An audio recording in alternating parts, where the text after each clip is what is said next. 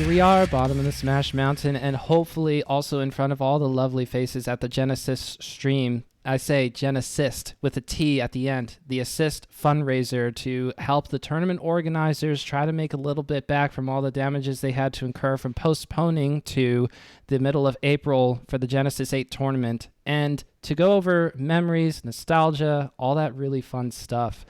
We have a very, very special guest, Melee's top 29 best Melee player of all time, sitting at 29th, made it on the list. Let's go, Kevin. PewPewU hopping on. I really appreciate it. How is it going? What's up, Jesse? Thanks for having me on again, and I'm doing great. As you said, 29th best all time. Hopefully, as the years go by, I don't get kicked up too many spots, and hopefully I can hold on to top 30 if I can. And we'll see about it, but I'm doing really well and happy to be making my second appearance on the podcast. And I believe the last one that we did was almost exactly a year ago.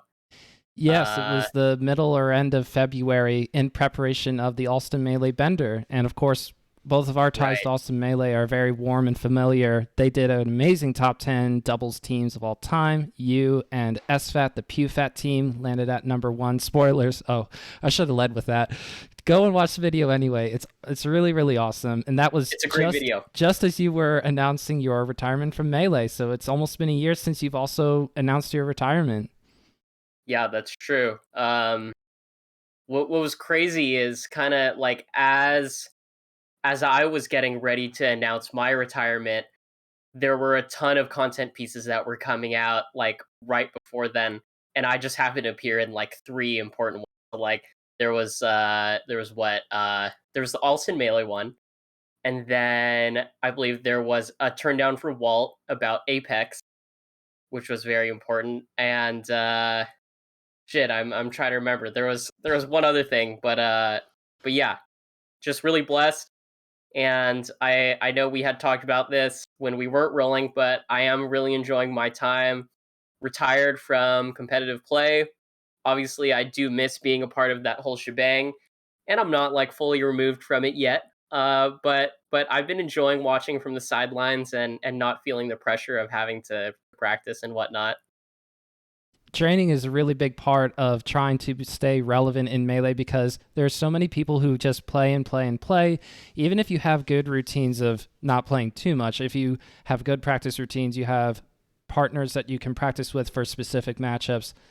Film study, having a coach like you and Bobby Siege, the coach over at CLG, who still is with xFAT, if I am up to date on my info, that there's just so much that goes into it. It's not showing up and playing video games as some people might assume. So I was going to ask you something to the effect of you're still playing, but you hadn't really gone to a whole lot of events, mostly because of the pandemic, but also I think you had tweeted around the time that you said Genesis 8 wasn't looking possible for you because of all the concerns around the Omicron variant, that it was going to be your first big tournament back just as a tournament viewer, as an attendee, just the day pass stuff, no competition, no brackets, but that was going to be like kind of a big step for you, and now you don't get to make it. How does that feel? Yeah, I mean, first off, it is what it is. Omicron is going to do what it wants to do. But yeah, that was going to be a big milestone in my career, and I believe actually we had talked about that those 11 months ago when I had said something like one of my goals is to attend a super major as a spectator and not as someone who's going to compete. No intention of money matches. Not going to push myself at all. Just going to day drink, be a little degenerate, and side bet. And let's go. And yeah, I mean, I'm bummed that it's not going to happen. Honestly, I'm really bummed, but it's bittersweet because selfishly, I didn't want my track record of missing Genesis to go 7 for 8 because I've attended the past 7, and if I was going to have to miss it and it not getting postponed, I was going to actually have to miss the 8th one, and that would have really sucked. It would have been really bitter because there's not a big list anymore of people who've either attended or played in all of the Genesis tournaments. I mean, there's the popular ones like Mango and Hungry Box, but you could even start to say Armada and then realize, oh, Armada wasn't at Genesis 7, which is just a wild thing to consider. The Genesis That's 7 true. was early 2020. Yeah, So that's true. so not there as a single competitor at the very least. I wouldn't actually off the top. No, he wasn't in doubles because that was wasn't top I don't. two wasn't top I two don't think he was PewFat in and double. um I want to say Plup and Mewtwo King, but I'm just drawing at straws there. No, I think you're right, and I think we lost to them. Unfortunately, my final major, we ended up losing, but it is what it is. Yeah, I think you're right about that though.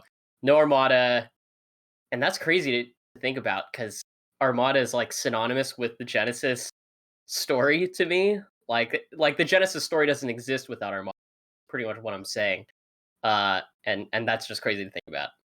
But a great way to segue into the first Genesis is to talk about the way that it was sort of built up at the time. There was a lot of momentum being generated from events like Revival of Melee, and I think Pound 3 or 4 had already happened by the time Genesis 1 rolled around.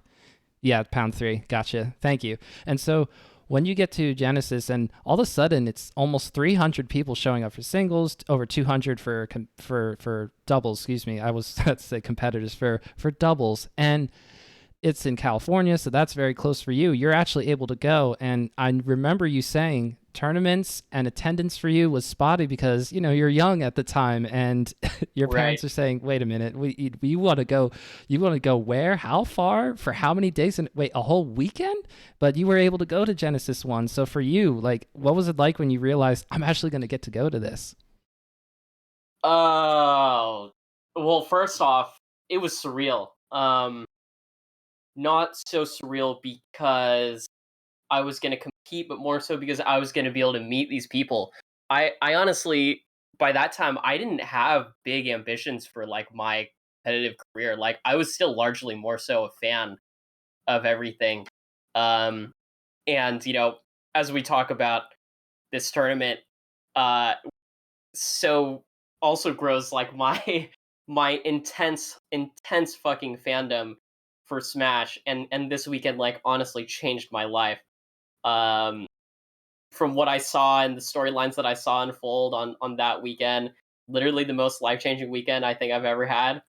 Um, and to back it up a little bit to talk about going to this tournament, and how apprehensive my parents were about it.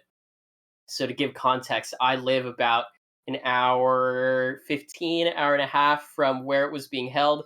Luckily, it was being held in the summer, so didn't have school, so I could attend all the days. But my parents didn't feel good about us like staying in a hotel with a bunch of strangers and shit. So what we ended up doing is there like we have like this old school like minivan Previa, and it looks like a green egg. And I'll show you a picture right now. And we just packed everyone in that car, everyone being like SFAT, myself, my coach Bobby, wasn't our coach at the time, and it was it was crazy. There were also a few others like Zach's little brother, L. If you have all heard of him, you should have heard of him. And yeah, I just sent you a picture of this Previa, the family car, and they drove us to and from the venue each and every single day, and it was amazing. Wow, that's so cool. That's what you're rolling up in. You get out, you go, yeah, yeah, yeah. What's up? Oh my gosh, that's awesome. Yeah, we're carrying two CRTs out of that thing too, and yeah, and we're tiny, man. This is in 2009, so I just finished like freshman year of high school, so that would be I can't really do math. Maybe I was 13, maybe I was 14, But very something like young, that. very young. Yeah, super duper young. And when I was in the Smash scene, I was known as like the baby. There was a joke where I was 12 for 3 years. Uh, Oh, because I don't know. I mean, like I still look super young right now, but even back then, I was like I was like a fucking child. And so, yeah, 2009. That's 13 years ago. Okay, but in fairness, I mean, I think Armada might have possibly been around the 16 age mark. Mango was not 20. He was probably like 18, 19, and there were, you weren't like the only young-ish person. Like by a lot of standards, a lot of the new blood who were going to be making big waves in the near future were sort of at that Genesis tournament. I mean, Right. and you were active on Smashboards and everything, so you know that you're rolling up in the green egg of awesome, and you're trying to enter in the event. So, do you want to talk about your placements at all? Or do you want to just skip that for now until it's No, like no, we can totally talk about it because it's short and it's sweet. I didn't even make it out of pools. right? Uh, yeah, I ended up losing to shit. Let's see. So it was round robin pools. I ended up losing to NES Noob, the late NES Noob who passed away maybe about 8 years ago. Rest in peace. Ended up losing to a Luigi player named Pac-Man. Uh, and there were a few others. But yeah, I was pretty sad. I wasn't like torn up about it, but the moment I finished my pools, I was like, all right, I'm gonna go play some friendlies. Like, that was my first major or whatever the hell. We didn't even call it a major back then. Um, and I ended up sitting at a TV with Kage and Axe. I had no idea who the fuck these guys were. But I started playing them, and I think I beat Kage in the first game, and they're both like, "Whoa, like you're really good. Like, how did you do in pools?" Like, "Oh, I literally just drowned." Like that. That's crazy. That's crazy. I also had really bad tournament nerves back then, but yeah, my singles ends there. Got like fucking like I don't know, like 80th place, and then in doubles, Zach and I make it somewhat far. Maybe get like 17th, 25th. Could probably look it up somewhere. But we ended up losing to Scar and Dark on Corneria. And that Ooh, shows you how old we are. no, but that's a tough stage. If especially for Martha, I imagine kills off the top. Wait, hold on. But Scar would have played Falcon. Who would have Dark played? Dark played Jigglypuff. Dark is actually someone that I want to shout out as being one of the best, most underrated doubles players of all time. So I have said this before on the Twitterverse. I'm gonna say it again right now. Shout out Dark. Shout outs. Wait, Scar teaming up with a Puff at Genesis 1, and I know because I've been studying up on top 8 single stuff for a video that I'm making for this event, is also Scar got double eliminated by Puff in final bracket because he finished around like 5th or 6th place or whatever it was. They played tiebreakers back then. Yeah, don't let him hear you say or whatever it was. He will tell you that he got fifth and not sixth at Genesis. Um, that actually wasn't a standard thing. That was a Genesis only thing, so that we could figure out like tiebreakers, and so we could see who could make more money. It was essentially just a way to get more hype matches out of the already eliminated players. And so I believe Scar loses to Mewtwo King for a sixth place. Sorry, Scar. But the people. I mean, I thought of it as 5th in my brain, but I when I was looking it up, I was like, why 6th? Wait, there's a 7th and 8th. They must have played tiebreakers. Which, yes, to that point, I feel like that could be really fun. It's just that everybody's sort of built and conditioned. As soon as they're out in losers, they're like, nope, I'm done for the night. Yes. I'm not playing any more Melee, or at least I In need a break. theory, in theory, it sounds fun. In practicality, when you're dealing with Smash players who are competitors and they just want to win, the moment they lose, they don't want to play anymore. I guarantee you that. So yeah, And maybe you didn't necessarily know how big the stage was. Nobody's calling it a major. It's just a big ass tournament, or however it was described at the time. So for you, it being your first major, I mean, that's not necessarily what you're taking in. What's standing out to you the most as you're walking around the venue and trying to play friendlies and meeting people like Kage and Axe? yeah. Shit, man. The biggest thing is being able to meet these people and see these people. I wouldn't say I went up to people and I like met them very aggressively. I was like very shy and like very introverted as a kid, and didn't really want to just be involved with any of that socializing, but I just wanted to go watch people play. So, some of the people that I know who were on like my I need to watch this player play list. Number 1, Mango. Number 2, Music King. I ended up playing him. He foresocked me. Um, Dark Rain, G-Reg, uh, people who were making crazy fucking combo videos, and it was always like, is this player good or is he just like really stylish? And so like when I went and I saw G-Rig, I was like, oh, this guy's good. Like this guy's fucking good. Same with Dark Rain. I was like, yeah, like I watch all their VODs, but I don't know how good they are. Like because I've only ever played the West Coast players. Um, and so, like anyone from the East, anyone from the Midwest, I wanted to watch them play. It also just so happened that there's so many like Europeans there who I didn't really know. I only knew about Armada barely, and the only other European players that I'd ever heard about were Amsa, not to be confused with Yoshi Amsa, Sheik Amsa, With an H. uh, AMSA Tech, AMSA. Yeah. Amsa Tech. Yes, exactly. Uh, and yeah, so seeing like Armada and Aniolis, that was I'm just wondering, just to make sure, are you still with me? Because you went silent there for just a second. oh Oh, never yes, I mind. am. You're coming through. You are coming through. Okay. Okay, Awesome. So on the last day, on the Sunday, what do you remember from? I'm assuming that you stayed to watch top 8 and everything. Did you actually get to do that? yeah, didn't watch the whole fucking thing, and that was legendary as fuck, dude. Let me tell you. Oh my god, that was the best thing I've ever seen. Best before we even called it esports, best esports experience of my entire fucking life. And I've ranked these in my life.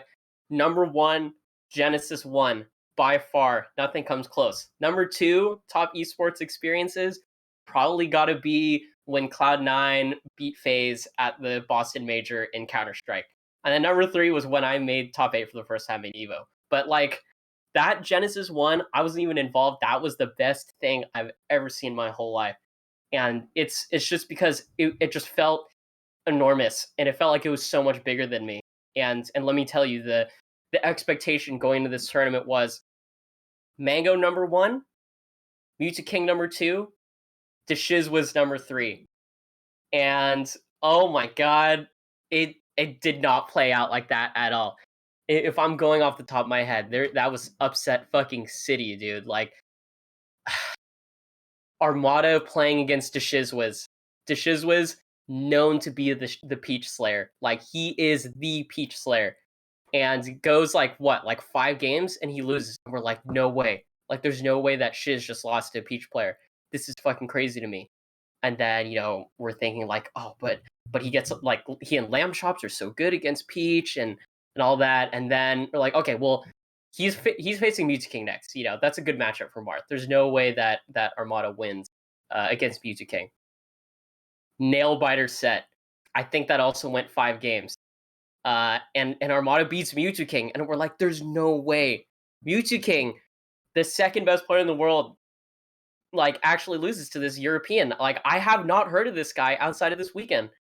And then we're like, okay, he's on a tear, but surely he doesn't beat Mango. And then Mango plays him, and he fucking beats Mango 4 games, maybe 5 games, and we're like, holy shit! Like this dude just made it to like grand fucking finals. Like this is crazy. Like he just beat North America's top 3, and this is just like some European dude. We're like, dude, this is like our first big tournament that involves like the whole world, and like there's a lot of regional pride at this time. And so we're like, fuck that. Like this is like USA, like fuck all that shit. Like let's go, Mango, anyone, like just step up, like beat this guy who's coming in here as like this foreign challenger. He's so solid and he's doing things we've never seen, and it's just amazing, dude. Aside from like Armada's journey as well, it was like a huge breakout tournament for Hungrybox. If you don't know, Deshiz was in Hungrybox from the same region. And when it came to the world stage, Hungrybox ends up beating Deshizwiz, dude.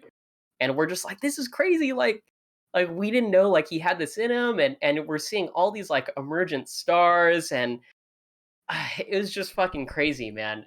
And yeah, I'm gonna throw it back over to you before I just keep going on this tangent. No, what was interesting was that Armada and Mewtwo King in winter semis was supposed to go to game 5, but they played it out as a best of 3. And by the way, they counterpicked back to FD, and like Homemade Waffles on the mic is going, wait, whoa, why are they going back to FD? Because game 1 was played on FD and Mewtwo King won that. Then Armada won game 2 on Mute City, I think it was, and then they Right, counterpicked right. back to FD. But and so the announcer goes, "Hey, DSR, somebody ask Armada. Does anybody know Swedish?" Like that kind of thing. Like somebody tell him he doesn't have to go back to FD because everybody knows how much Mewtwo King loves Final Destination. Right. Going there for counterpick. And of course, it's best of 3, so you definitely don't want to acknowledge throw aside DSR. But they agreed to go back to that stage. Apparently, that's what Homemade Waffles was saying on the mic anyway. Crazy. I didn't know that. I guess I'm remembering it wrong. I'm glad that you're nardwaring me right now. But I think I actually said that last time we talked. Do you remember that? I brought it up. I did check out Nardwar, by the way. It was a fun compliment because I thought, could I try and pull this off? Like, give a present to somebody and ask them really insane, like awesome counter logical questions. That's my best Nardwar. It's been a while. No, you're nardwaring right now. I think that's a verb that you're owning right now. But no, I didn't know that. What's cool about that set? There was a moment in that like really like changed me, and that was when Mewtwo King literally survives a forward throw, and Homemade Waffles like, "That's the best DI I've ever seen." I was like, "Wow, that is the best DI I've ever seen." I was like, anyone could do that. Like, I'm gonna try to get my recovery to be good. And that was like a moment that like flipped a switch in my head. So that was interesting. I actually didn't know that they played BO3 though. That's dumb. But it was meant to be because what we got out of Grand Finals for Genesis 1, I mean, there's a video that somebody took. They were technically filming a Brawl friendly, but in the background, you could see everyone standing up for that last stock situation on Game 4 of Set 1 of Grand Finals when Mango hits the rest. It's all history from there.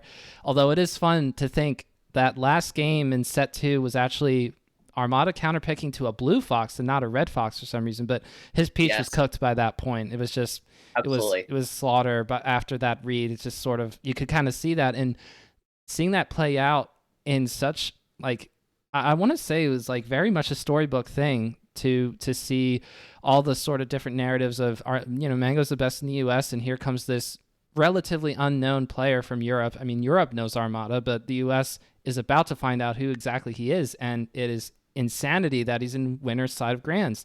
But then Mango brings it all back and wins anyway, defends the US and defends like America being the quote unquote best country and for at least for the Melee player sphere. So really cool. I'm just interested from like your perspective, like how far away you were from that, or if like you don't even care, you're just watching and you're going nuts like everybody else. I'll describe the setting because I remember it fucking vividly. So we're in Antioch in the summer. It's hot as hell, and the room is like pitch black except for the projector at the front. And it's dark as hell. They got fans going in every corner of the room, and people are sweating their fucking asses off. Literally the whole Melee side is watching this top 8 from the start of the top 8. Actually, from like the end of what's the cutoff that we do now? Top 32, top 16. Funny about that, when that top 16 ended, we were supposed to segue into Brawl being up there on the stage. And everyone, Bobak actually makes an announcement. He goes, like, announcement, we're going to have fucking Brawl on the main stage. And everyone goes, boo! Fuck Brawl! And then, like, everyone's like, oh, come on, fuck that! Because Amazing Mailer is just being played. And then from a pocket of the room, you start hearing, fuck Brawl, and then everyone around the whole venue is like, fuck Brawl, and then like everyone like turns to the Brawl side and they're like chanting fuck Brawl at these Brawl players. I'm like, dude, this is fucked up, like this is mean. And like we're still chanting fuck Brawl. I might have thrown in a fuck Brawl there because fuck Brawl at the time, not fuck Brawl today, fuck Brawl at the time. And we're just chanting at these dudes, and I look over to the TO desk, and there's Bobak and he's just looking over at Hellenic, and he's just like, it's like, what do we do? What do we do? And you know what they did? They put Melee back up there, baby. Yes, let's go. And so Melee was still being played up there, and then top 8 starts, and the name of the emotion in the room is fucking anxiety, dude. We did not want this European guy to win. It's like skinny, tall European dude, plays Peach. He's like a fucking alien because he like is so robotic, and he's just so much more well composed than all of the US players. And we just didn't want him to win at all. And so, it gets down to that grand finals. I'm like in the thick of the sea of people, and I'm just like with my homies, with like my high school homie. I don't even think Zach was there next to me, but like, it's a slow matchup. Puff versus Peach is a really slow matchup, and Mango's like losing. He's like very visibly losing. He starts bringing it back in that fourth game of the first set of grand finals, coming from losers. We talked about that read. That is the best read in Smash fucking history, and I stand by that. That was the winner. That got his major win in 2009. And to put into perspective for Mango, he's the only player in Smash history to have won a major in 3 decades. 2009, he wins Pound and Genesis. 2010s, name any of them, okay? Then he goes, wins Big House, wins whatchamacallit? Smash Summit 11, yeah. Mm-hmm. Yeah. So fucking amazing. To go back to that set though, another rest happens in the 5th game of the first set, and that was Mango like doing a tight dash dance, Armada rolling into it. I have heard from Europeans, I guess there were some whispers that come through, and please, Adam, if you ever listen to this, please confirm or deny. Did you roll into that rest purposely? I've heard that he rolled into that rest on purpose to give Mango a false sense of confidence.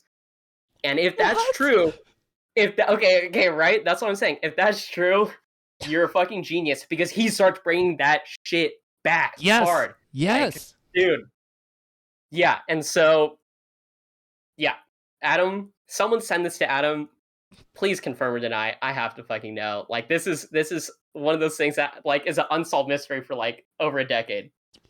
You've played against Armada, of course, obviously a lot in doubles, and hopefully at some point in singles bracket. Hopefully you had the privilege of being able to play against Armada. Is a very good opponent, and we don't get to see Armada play anymore in the modern era, in like the post-Slippy era. So that is a shame. But back in that time, however you want to go back to, whether it was in that moment, watching him play against America's best players and going through every single one of them, including Mango and winners leading up to Grands. Like you mentioned how composed he was even back then, and that is something that you can see so clearly from like all the sets that he played. It seemed like every time he's in a top 8, super composed, would pop off at crucial moments because he understands when those moments are most dire and when he needs to show up and get a clutch moment versus whoever he's playing against. But that play style seemed to come through even back then. That seems clear to you, right? Absolutely. What's funny is he redefined the term robot. That nickname was given to Miseducation.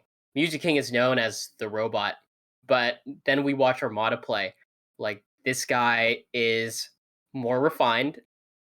He's got a better head on his shoulders in terms of like his mental fortitude, and his punishes are even more like to the point. Like, I don't know how else to describe it, but it's like raw power, and he knew exactly what he needed to do. And at that moment, I was like, we need to think about like this nickname that we've given Miseducation. I think we might have to give it to Armada. But I think Armada's nickname as the years went on grew to be the Beast. No one really calls him that though anymore. What about Terminator? I would want to call him the Terminator just because of how like surgically precise he can be, but also he can be just a monster. Like, he'll tear you apart and smile afterwards because he won, and that's what he had to do to win. Literally tear somebody apart and just make them feel like, I can't play this game anymore.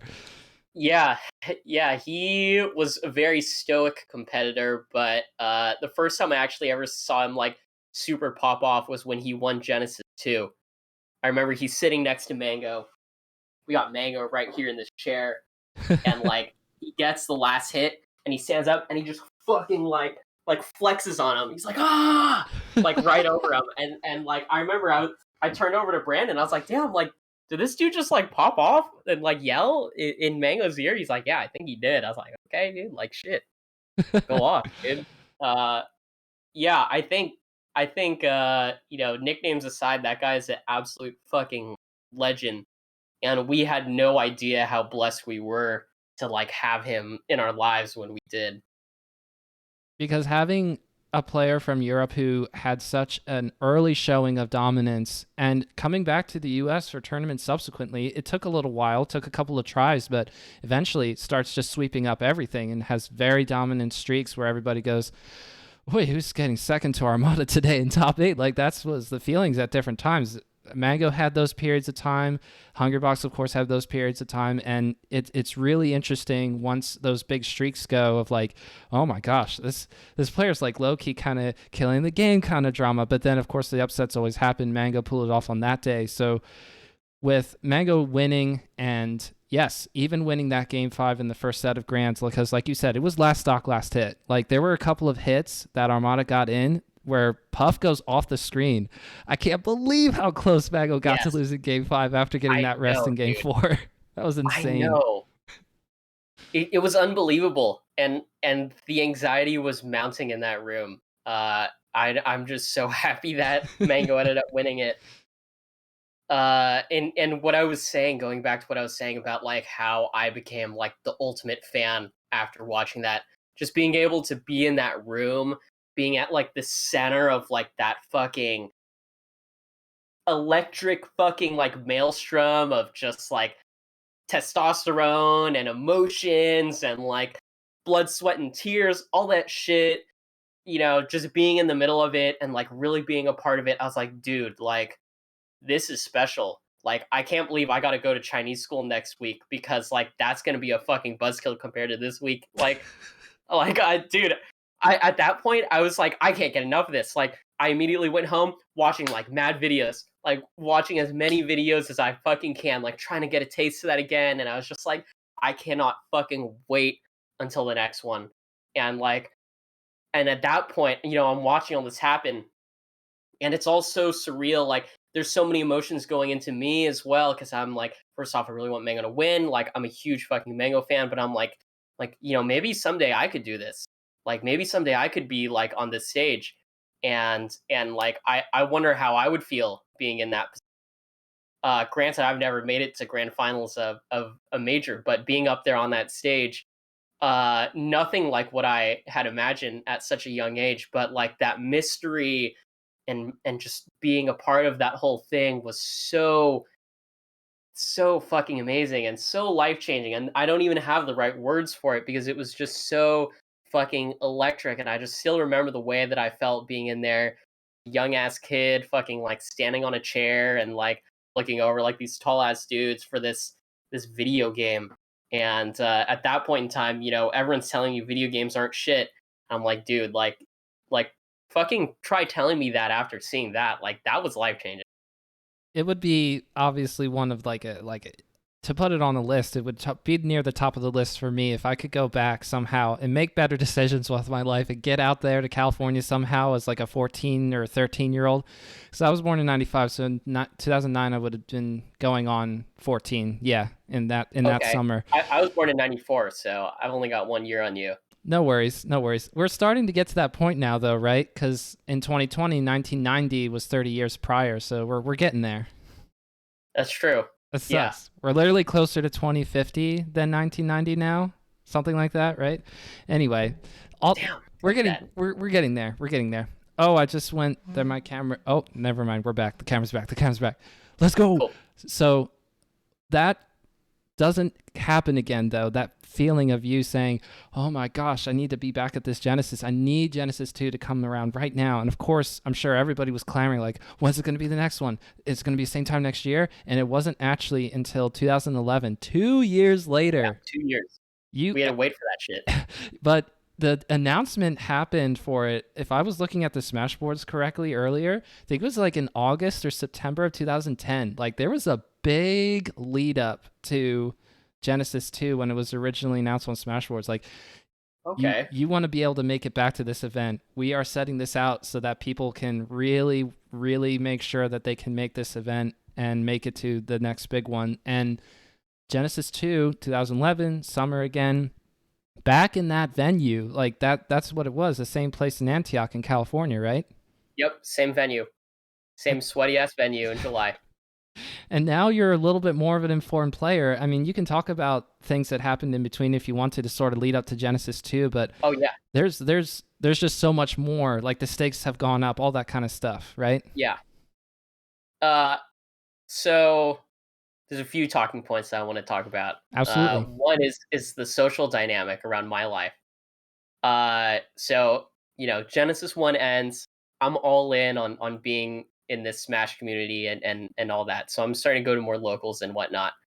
And like I just like have totally like bought in on the Smash community, and like I'm friends with a ton of the people now, and I'm super familiar with them. Like I've had a lot of like community members like come into my home, meet my parents so my parents can understand like who these people are and whatnot. And also I'm getting older too. Like I think I'm in my junior year of high school at this point. Yeah. Junior year. Just finished junior year. So I'm much older, and I'm like, okay, this time around, I'm gonna stay in the hotel. I'm gonna stay with everyone else. And back then, we used to cram like 13 people in a hotel room, which we did. Uh, and aside from that's where we were at like socially. So a little less on the reins of my parents and more independent and on my own. In terms of the tournament, though, there was already a sense of like legacy. Sure there have been pounds. Pound was the legacy tournament at the time, but Genesis, we're like, this is the sequel to the greatest of all time, and I had already made up my mind like this is going to be the greatest tournament of all time, and it still is. And so we go into the second one, and it's amazing, dude. It's super amazing because I get to fight a little bit for my own now. And I'm not so much there as a fan. First time I was there, a lot of like fandom. This time, like I have instead of the list of people I want to watch, I got the list of people that I want to destroy. Hell's And yeah. there's a bunch of people I'm like, I'm getting there, I'm whoop his fucking ass. I'm gonna get a taste of this. I'm gonna see what this guy's all about. I don't think this player's that good. I'm gonna see how I do against him. All that kind of stuff. Player that really impressed me at Genesis 2 and friendlies was Cactar. Dude, I could not beat that guy. I could not fucking beat that guy. Um he was amazing, and he was a guy who I didn't think was like super amazing. Just watching his YouTube videos. I watched him, was like, "Oh yeah, I could beat this guy." We play in friendlies. I maybe won 1 out of 10. And so yeah. Uh, that guy was great. In terms of like my bracket, did much better. Don't exactly remember where I ended up landing. I Did think pretty well in teams as well. somewhere in the 25th range for singles. I didn't look at it for doubles, although it's Really? funny. I keep forgetting to look at doubles for you, Kevin. I'm sorry. No worries. No worries. I think there I get eliminated by Flamanita, I want to say. Um Flamanita was like a Marth Slayer at that point, and he locked me down. He played great. I wasn't salty or anything at the end of it. Fought really fucking hard. And yeah, it was a great tournament experience. Like when I got eliminated, I was like, dude, like I did great. I felt really good about it. Immediately went to go play some friendlies. Um, and yeah, in terms of how that top eight went on, much less clear to me than how the Genesis One top eight was. Uh, but I do remember the grand finals was also extremely anxiety inducing. because I want Mango to win, and he ended up losing that one, man. So that was fucking wild. Let me see if I can jog a few memories here. So, Okay. first of all, we have Taj in winners finals, and he gets there because he Oh my beats god, Mango. that's fucking right. Oh my god, Mango whooped his ass, dude. Oh my god, Mango.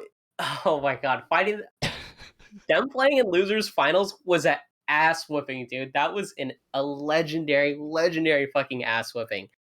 Taj, no fucking hard feelings. You know how it is, but goddamn, I've never seen any player get exploded as hard as that. God damn. I just don't know how we get to that point though, because in the winners final set, it's game 3, it's tied 1 game apiece, and Mango's like, lost game 1 and solidly won game 2, and is trying to say, hey, look, I'm not messing around here. I want to play Marta, but he's up 3 stocks to 1, and Taj makes the comeback on Battlefield by getting 2 really good gimps, kind of almost Mewtwo King-esque, if you will, or PPMD later. Zane, you get it. Like, it looked really amazing even for back then, of just how all of a sudden Taj wins game 3, wins game 5, is moving on to winners finals to play against Armada. But then the crazy weird stuff happens, because by this point Armada and Hungrybox already timed out game 1 of their set. It was really weird. Young Link was starting to become a chore for everybody to watch, the Jigglypuff versus Young Link. And then He in played winners, Young Link in Genesis too? yes, that was the game 1 Dreamland time out where Hungrybox is trying to fly away, and Armada goes to the Young Link up B and is And hits him 1% with short one of the hit. tie. Yeah. Yeah. But in winners finals, Taj versus Armada, the first 2 games are Mewtwo versus Peach. It's Taj's Mewtwo versus Armada's Peach, and Homemade Waffles on the mic is just going like, "Oh man! Oh, and by the way, you're on the mic too a little bit here and there. You're Oh sort of yeah, nearby the I commentary am. station. Let's talk about that, dude." Yeah, that wasn't intentional. Like that's me like chilling at the commentary desk, because nowadays there's the stage, and behind the stage is where all the commentators are, and it's very closed off. But before there was the stage, and then there was the commentary desk and friendly stations right next to it. So I'm actually sitting like near the friendly stations at the end of that row, just watching. And then Brandon every now and again just has the mic, and he's like, "What do you think about this?" I'm like, "Oh, dude, this is fucking crazy," And it's like I wasn't intentionally on commentary whatsoever, but I was just there, by circumstance. Um, so yeah, that was wild. And then yes, the losers final set, legendary, one of the few 2-0 victories ever, because after the second game, it's such a solid 4-stock whooping that Taj just quits out. I was like, you know what, I'm done. I'm happy Yeah, with third. Thank you. Thank you all. And then it is the more modern matchup, what everybody's used to seeing in terms of the right. Mango Armada legacy. It's Peach versus Fox, and it's electric. It's a game 5 set, and a lot of people still look upon that as like really meta changing and really pivotal to the history of Melee, because Definitely. that's Armada's first Genesis win. It's his first U.S. tournament win or U.S. tournament major. I have to assume that he played at least in a couple of little tinier things along the way. But anyway, that That was the was meaningful one, though. that was the big one for him. And like you said, Mhm. that whole pop off where he's like, Yeah, I got you. I got you. Finally. I mean, yeah, watching it in the metagame doc, it was very emotional, because like you could see how much that win meant to him. That picture where he's definitely. holding the championship belt, and that Hmm. he's so happy. He's like, I destroyed him. Yes. Yeah, and that was like his way of saying like you got me, I got you. Genesis 3, let's see about it. And Genesis 3, man, oh my god, they make us fucking wait, dude. 5 years, 2011 to 2016, dude. Oh my god, that's crazy. And oh my god. Yeah, they made us fucking wait, and we're just rubbing our hands the whole time. We're like, oh yeah, sure, these guys have played each other a good amount of times in these 5 years, but that's not Genesis. We got a tiebreaker to settle. And we're just waiting the whole fucking time. And had it not been for Evo, I don't think Genesis would have come back. I think Evo really put us back on the map in terms of like mainstream uh esports audience, and even just like being accepted into the fighting game community. We were kind of just like in our own bubble. Evo kind of made us relevant in that front, and then the documentary comes out, and then we're suddenly the cool kids, which is just so fucking weird to me because we're the whole time we're outcasts. The cool kids are the StarCraft players and the Halo players and whatnot. We're the side tournament that happens at MLG, and then suddenly we're the front page people, and people love us, and like League of Legends streamers look up to us, and a bunch of other fighting game players really like Smash Bros. And it's kind of a lot of other esports titles and esports professionals are like, if I could be great at one game, it would be Melee. And like at that time, I'm just like, y'all are fucking weird. Like from when I started, like this is not how we felt. And no complaints here, obviously, because I love where we're at these days. Yes, and to lead up to Genesis 3, so many different things look different. I mean, at this point, PPMD was not quite in his hiatus just yet because that would happen at EVO 2016, so that was later in the year. But by this point, Hungrybox is like starting to win events. It is pushing beyond that 5 territory where you're sort of gatekeeping the 5 gods for a little while. Would Right. usually lose to a combination of them, but was starting to win tournaments at this point, and so people were thinking, okay, Yep. so maybe Hungrybox can do something here. And in fairness, Hungrybox finished top 8, top 4, I think, third at Genesis 1, something like 4th at Genesis 2, and so that's a big threat. But of course, like you said, everybody wants the rematch, and the way that it happens is once again ridiculous because Armada marches into Grands on winner's side, and Mango has to march out of losers yet again. Like it's the same formula, and it's so Yes. it's crazy. It makes you think that it's a script, but it's just real life. It is destiny. It's Armada versus Mango, and this time it starts off a little differently because it's not Fox Peach. I think the first set was mostly Fox Dittos, if I recall correctly. It wasn't until the Okay. second set that I don't remember that. that Armada Uh, okay. that Armada says, wait. No, I'm gonna stop this right now. And yes, in Grands 2, in set 2 of Grands, things were a little bit different. But you can talk about it because you were there. I do not want to summarize this too much. I want you to tell the story a little bit. Yeah, I was there. This happened in San Jose, not Antioch, even closer to where I live now. Happens in San Jose in the what is the name of it? It's like a fucking opera hall, Oh and yeah, it big it stage. feels amazing, dude. Such an upgrade from the previous venue, and you know everyone is like on their feet, like, and it's like bleacher seating that ascends up like it's a fucking you know coliseum, and people are just on their feet, and it's like random people like fucking hugging each other. Mango's like making this fat comeback like all throughout losers bracket, just doing ridiculous ass shit, beating all the players who have stood in his way, and maybe he didn't have like a great record on these players all year, and he goes in and he whoops them, and he makes it all the way back. Um, I don't actually remember how that grand finals played out. What I want to say is Mango lost steam and loses in 3 games. Is So that correct? yeah, first set was 3-1 in favor of Mango, and then set 2 3-1 in Armada's favor. Just yeah, run out of Oh, steam. okay. There was a reset. Okay. Yeah, there was for Genesis 3. It was not that way in Hmm. Genesis 4. I'll just put it that way. Okay. Yeah. Maybe Genesis 4 is what I'm thinking of. Okay. Yeah, that was amazing. That is probably the Genesis that I remember least vividly. It's the furthest. It's the furthest away.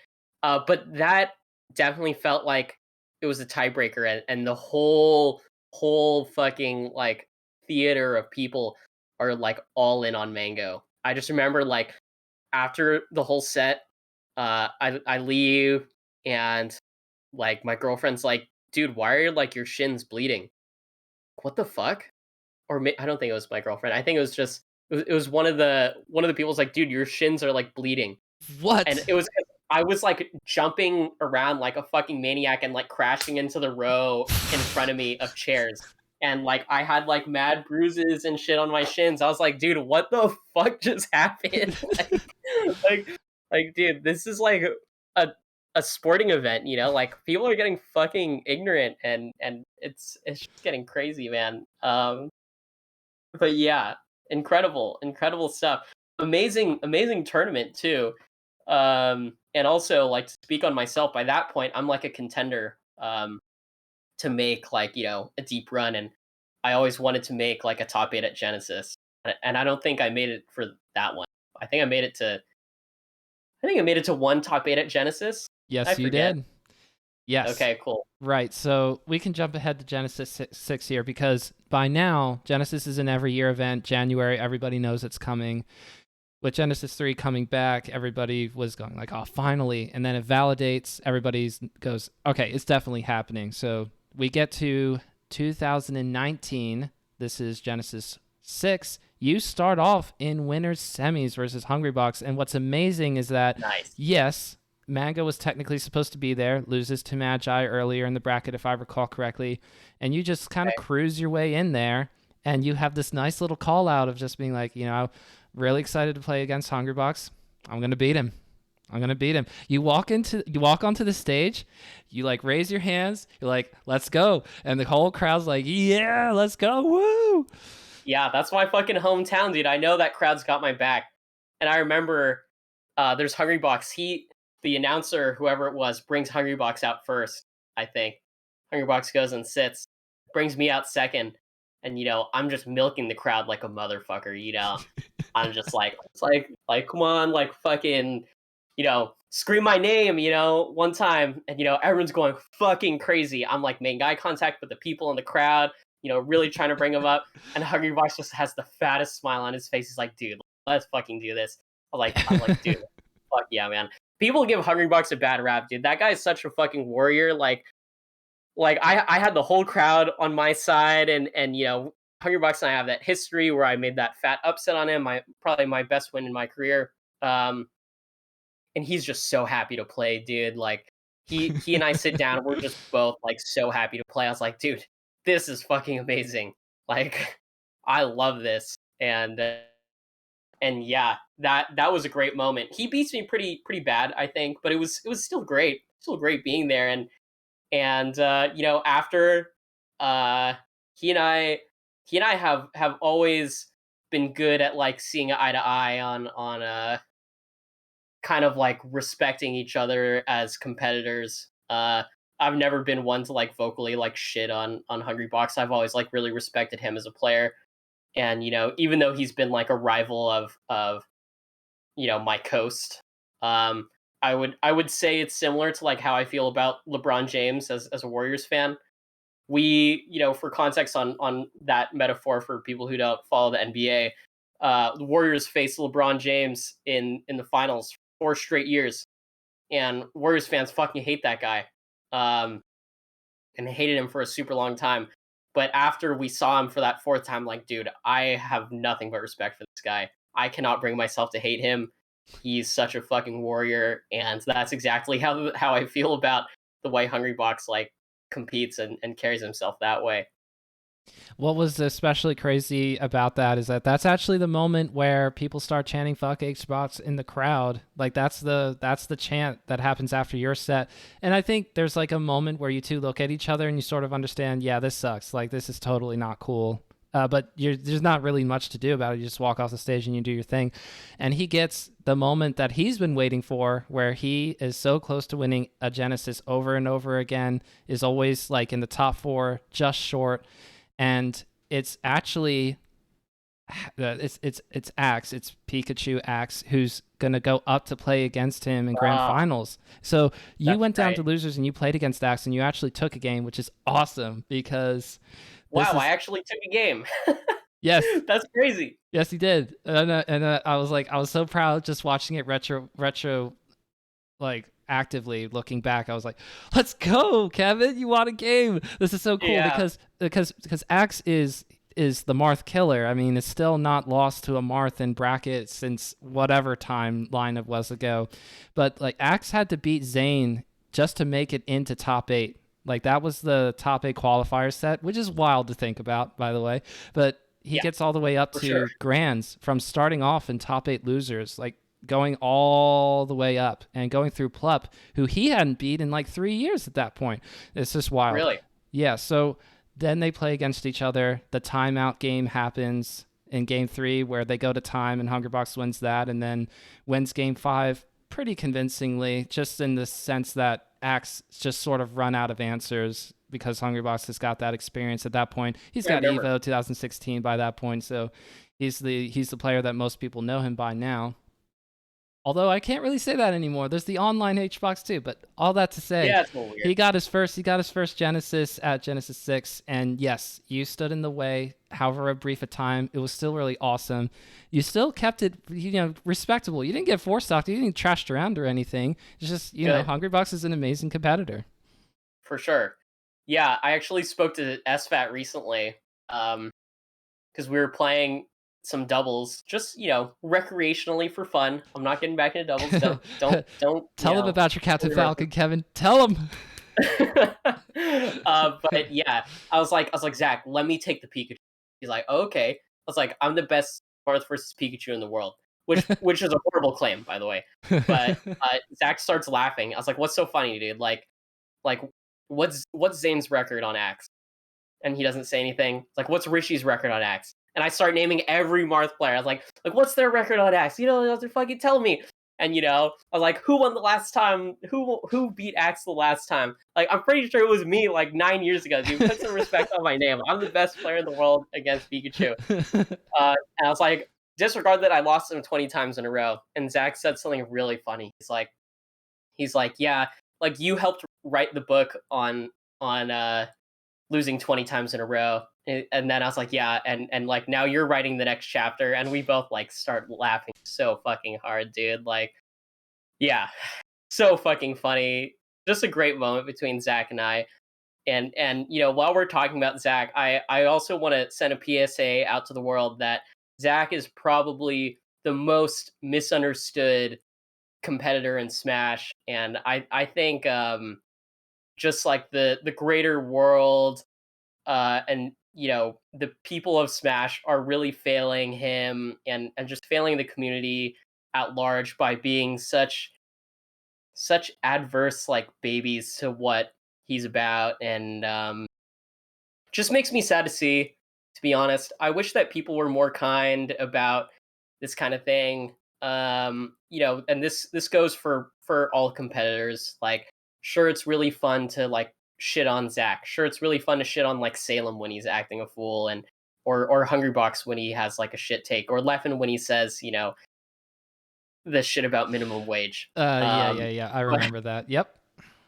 But at the end of the day, I think a lot of these people on the internet, they need to not take life so seriously, and they also need to stop looking at these Smash players under a microscope so heavy, and just fucking give them a break, man. Like, please, like, that's my best friend. And I hate getting involved in any amount of drama, so this is like the one and only time I'm gonna say a PSA about it. So yeah, I just had to take up those 3 minutes. Thank you, Jesse. Absolutely. No, Kevin, I think that I wasn't going to ask you to do anything like that, but I think it's awesome that you feel the need to do that because that just shows like the friend that you are. And I think just to briefly add on to that, what do I know? I've interviewed SFAT before, that's true, and I've talked to you a little bit, yes. And so do I know you in a way other than an hour-long conversation? No, I don't. And I don't really know Mango at all other than of what I've seen him play and in streams and stuff. So why do I feel the need, or why does anybody feel the need to get out their phone and start talking trash because what? Because they heard somebody else say it? Like that is the part to me that I feel like is the damningest thing. Just being like, yes, people are talking about it publicly, so public discourse will ensue, but what? You're going to immediately go after somebody because some internet parasocial stranger tells you to? That's the part that's a little odd to me. And Yeah, man. I wouldn't want to see it on I wouldn't really want to see that on a lot of people, but in this case I'm sure it's mostly Misunderstanding plus Mango with the biggest stream from Melee, all that stuff. That's the tricky part. Yeah, another weird thing is like that same day, Mango and Zach hashed it out. They didn't say anything about it online, but they hashed it out. The internet doesn't know that, and now a lot of people on the internet are gonna carry that sentiment into like 3 years down the line and all that bullshit. And I just hate that shit, man. Just let it go and go live your life. I know the funny thing is to tell people to go touch grass and shit. But honestly, just don't worry about all that kind of stuff. And whatever opinion you have, it does affect people. So like, I don't think that you should just think twice. What I'm trying to say is you should think twice before you send that tweet. Um, the end. That's the perfect way to put it. And the great way to say touch grass besides that is, what new album have you listened to lately? This is something that I just wanted to make sure I hit you with because I know how much you love Good. new music. What have you been Good. listening I to was I recently? was actually Jesse. I was going to ask you if you weren't going to bring it up with me. So this is great. Uh, Two albums that I've been going absolutely fucking hamburgers with lately is the Miseducation of Lauryn Hill. Miseducation of Lauryn Hill, fucking amazing album. Let's see. I think this came out in what is it, 97 or something? 98. Miseducation of Lauryn Hill, R&B slash rap, I guess, album. The roots of it are in hip hop from Lauryn Hill, and that is absolutely amazing. Everyone should go check that out. Second, Come Away With Me by Norah Jones. Absolutely an album for moms, and my mom loves that fucking album. That's like some real coffee on a Saturday morning type beat, and everyone should go check that shit out. I have been absolutely spamming the shit out of those two albums, and so you all should too.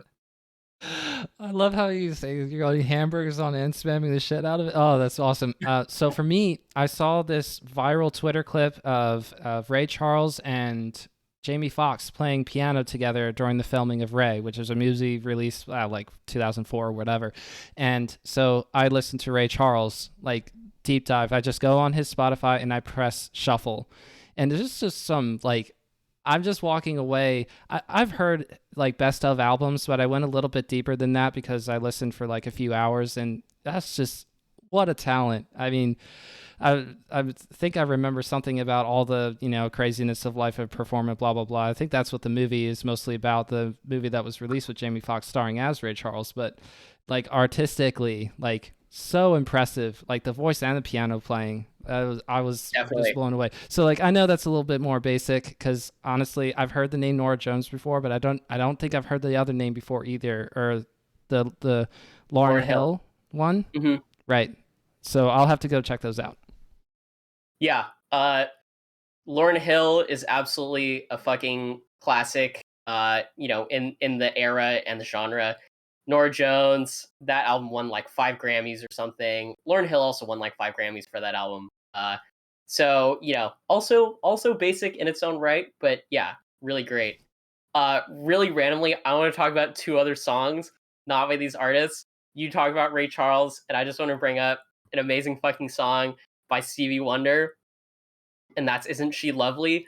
That song's about his daughter, and he's talking about how lovely she is, and you know, isn't she pretty? Isn't she wonderful? Just think about it. He's never seen her in his life. He's blind. Isn't she lovely? It's even more beautiful. Oh, The it's second one awesome. that I want to talk about is a song that I used to listen to as a young teen, and this is a band that usually gets a few scoffs, and people kind of make fun of you for listening to it. But I actually recently revisited some of their albums, and that's motherfucking Coldplay, a guilty pleasure of mine. And the song Yellow by Coldplay, he's singing about and it's all yellow, talking about all these amazing things, comparing it like to the beauty of the stars. This is actually about his former wife, Gwyneth Paltrow, and her yellow hair.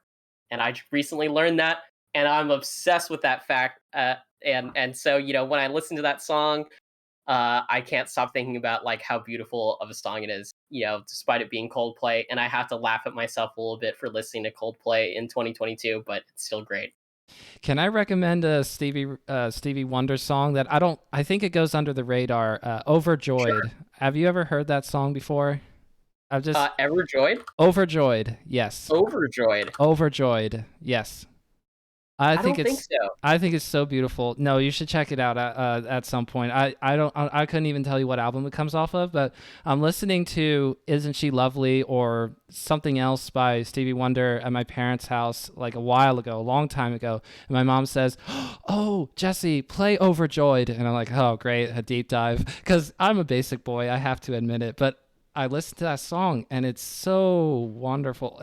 I was blown away. Like even the first time listening to it, I think that basic boys like me who need to hear something different over and over again before finally starting to like it, I liked it on the first play. And like I still go back to it. I love that song. So I would recommend anybody check out I just Overjoyed. Cool. I just muted, listened to a few seconds, never heard it. I'll listen to it right when we finish. Awesome, really cool. We're over an hour here, or getting about to it, and yes, we didn't get a chance to talk about everything, but it would be so hard to summarize 7 Genesis tournaments plus talk about Genesis 8 being moved back. It'd be so tough, but the good news is that there will be lots and lots and lots of content for the people who are watching now. You would hopefully know that by now, where this Gen Assist event running to help fundraise lost damages, lost money that Bobak, Sheridan, everybody else on the Genesis team had to hold, because I need to make this as clear as possible for someone who may or may not be listening to this, who would, for some odd reason, even though you're in this deep, would not know. But I just need to say it.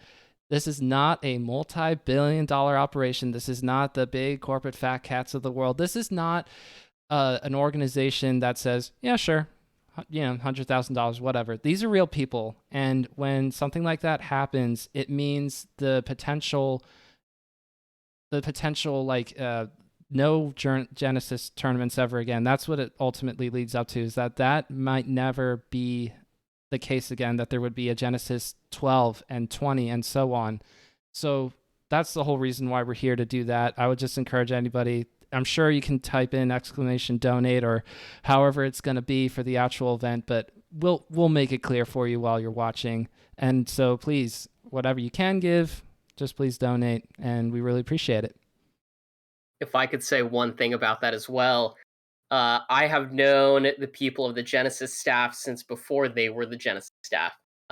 These, especially Bobak and Sheridan, were two people who were amazing mentors for me at a young age, and always took it upon themselves to like kind of watch over me when I was really young at these tournaments. These two people were some of the first to actually meet my parents as well, and really put a face to the community for them. And these two people have just impacted my life so positively. And I really urge all of you to consider donating. And as this is going on, hopefully you see me in the chat right now spamming exclamation mark donate. Right as this happening right now, I'm gonna be donating $100 in your chat, so be sure to follow suit in some way. Let's And go. so yeah, uh, everyone, also look out for my doubles show match, which is happening on Friday. I don't know if this is public knowledge yet, Let's but go. yeah, Let's there go. there's a doubles show match. Zach and I against two young guns, Run Riot and Tempo. We're No giving these freaking kids way. a No shot freaking at the way, dude. champs, and so Let's go. yeah, hope everyone's excited. I'm so excited. Sorry, I had to draw back so hard just now. That is going to be awesome. I'm very excited about that. Okay, so Run Ryan and Tempo, where are they like in the US? Aren't they like somewhere Midwestish? I'm generalizing so hard here. I just I can't think they're remember. more on the east side of the US, so it's not gonna be, LAN, but it'll be fine. Should Fuck be it, good let's run it. regardless. And we just want to give these young guns a shot at the champs, as I said, and win or lose, no Johns. I'm out there and I'm gonna compete. It's gonna be my first time competing in quite some time, and so I hope you all enjoy that shit. Yes. Oh my gosh. What if you get another moment where and the offhand chance, this is very unlikely, but what if you lose and then SFAT says, well, let's run it back, $100, $200. Yeah, congratulations for getting your moment in the sun. I'm like $500 richer now. I'm going to take that W home and eat some eat some of my goat Yeah. meal. Yeah. We'll see. We'll just have to see. We'll see if that old competitor takes over my body again, and we'll see how much fight I got in me. Awesome. Well, looking forward to that Friday night. Yes, PewFat versus Tempo and Run Riot. That'll be super awesome to watch. And for everybody who's been sticking around this long, thank you so much for joining us. And we'll see you next time. Peace out, everyone. Thanks again for having me, Jesse. Awesome to have you on, Kevin.